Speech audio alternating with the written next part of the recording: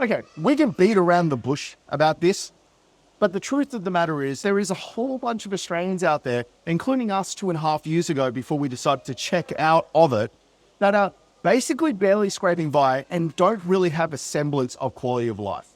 And I want to talk about that because there is a lot of people in the comments of my previous video on why we decided to leave Australia.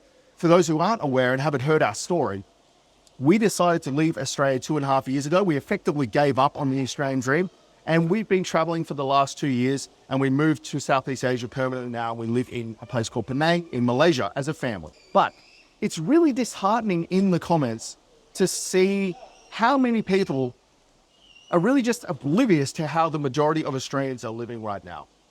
And do you know how I can tell this? Is by this one comment I was getting on my videos. So in Australia, we were earning $110,000 a year, right? But there were so many comments of people saying, you guys were poor. You weren't earning enough. And that is such a naive comment considering, according to the Australian Bureau of Statistics, the average Australian household income is about $90,000 a year. So that means that a disproportionately large amount of Australians are earning less than $90,000 a year. So how the hell does anyone get off saying that you're poor if the vast majority of the population is earning less than $110,000 a year? Well, the simple fact of the matter is that we all are. And this is the thing. There is a lot of Australians out there that don't realize how bad their quality of life has gotten because they're just making it work. They're just taking money out of one hand, putting it into the other hand, making ends meet, sacrificing on things, just working hard, not realizing that their quality of life that they should expect as Australians living in Australia is slowly disappearing due to the increasing cost of living. And that's what I want to talk about today. So I talk about the reasons why we made this move and why we decided to move to Southeast Asia. And a lot of it's got to do with the cost of living, obviously. It's like a half to a 2/3 cheaper to live in Southeast Asia as a family than it is to live back in Australia, which means you don't have to earn as much. And that's pretty straightforward. But the other reason, and the reason I haven't talked about much, is quality of life. The thing is that the people that are defending Australia in the comments and really shitting on our decision to leave are the ones that are able to lead a good quality of life in Australia. To have a good quality of life in Australia, you need to be earning a lot of money. And I don't think anyone would disagree with me on that. And we didn't realize how poor a quality of life we were living until we came over here and started living a different life here in Southeast Asia. Because this is the thing. It's one thing to exist.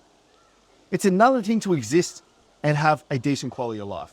And I want to run through some examples of the quality of life improvements we've had in Southeast Asia that we just didn't get an opportunity to have in Australia because we couldn't afford it. Let's talk about the first thing that has changed since we moved to Southeast Asia, and that is where we live. So in Australia, we lived in a relatively small home. We did rent. We were trying to save up for a deposit, realizing that it was slowly becoming out of reach. Every time we'd save enough, the cost of property would go up, and it would just make it that much harder to get a property. A lot of people are on that hamster wheel. But the property we lived in, it was small for a family of 4. And the house was in the middle of the suburbs, not near anything.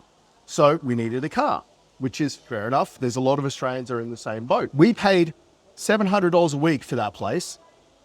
And if you compare that to where we live in Penang, which is a 270 square meter, 4-bedroom, 5-bathroom super condo with a maid's quarters and a second kitchen.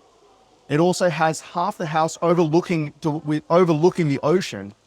And the condo facility also has a massive pool, a slide, a fully equipped gym. And we're paying $180 a week for that. That's one of the aspects I talk about when I say quality of life.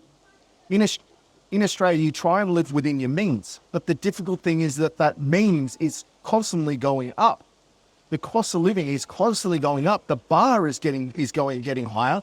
But the ability to make income isn't increasing with that. So there's a lot of Australians out there, ourselves included when we were back in Australia, that were sacrificing with one hand to put money in the other hand just to make ends meet. In Southeast Asia, we don't have to do that. So that's one example, is accommodation. Another example is just things we can do as a family. So in Southeast Asia, for instance, to go and see a movie, is maybe $6 a person. And to buy a large popcorn with that is about $3. Can't remember the last time I seen a movie in Australia because it was so freaking expensive. So we go and see a movie as a family maybe once every 3 weeks or when a new movie comes out because it's so affordable to do over here. It's a nice retreat. It's a nice change. And we can do it as a family for like less than $35 Australian. And like I said, in Australia, I can't remember the last time we went and watched a movie. Another little thing that's quintessentially Australian is kids doing sport. I'm embarrassed to say that in Australia, the boys barely did sports outside of school because it is so freaking expensive to do after-school sports and activities in Australia. Let's just take basketball, for example. If we wanted to put our kids into basketball, if you take into account shoes and uniforms and all the other stuff and the driving on a Saturday, it costs hundreds and hundreds of dollars to do sports and activities for your kids. Now, that's only one sport. Most families are doing 2 or 3 sports. And, I'm a big believer in my kids being active and doing activities. And it really hurt me and it really pained me as an Australian not to be in a position where I couldn't afford for my kid to do the sports that I did as a kid. Because I did all that. I did basketball, I did footy, I did rugby, I did soccer. I did all that. But when I was a kid, it was a lot cheaper to play those sports. Now, let's talk about what it's like in Southeast Asia. So our boys do basketball, soccer, Muay Thai, they do chess club, they do an electronics club, so a STEM club for teaching coding and things like that. Now, let's just take basketball for an example. For them to get training in basketball, which is 5 kids in the class doing basketball training, and then they do competitions, but the boys aren't at competition level just yet, it costs $100 for 3 months. And that's 5 kids in a class. And that's training with a European ex-professional basketball player. The Coding and STEM Club is $200 every 4 months. We can sit here and talk about us not earning enough in Australia and we should have earned more. And we could talk about how maybe we're irresponsible with our spending, which I don't think is the case personally, because we were able to survive as a family on 110 grand a year, which I thought was pretty good personally, considering our rent was $700 a week of that. I just think one of the main things you need to look at and reflect on is that, are you living the quality of life in Australia that you pictured yourself living in Australia? And what I mean by that is, I suppose that's fundamentally the thing, is that when I grew up, I remember a certain quality of life that I had. I'm sitting here now as a 37-year-old reflecting on that and going, how the hell were my parents able to afford all the things we did as a kid? I have no freaking idea. The only thing I can put it down to is inflation. And it's the increasing cost of living. And look, at the end of the day, it freaking sucks that we have to move to Southeast Asia to get the quality of life we didn't know we needed until we got here. It freaking sucks.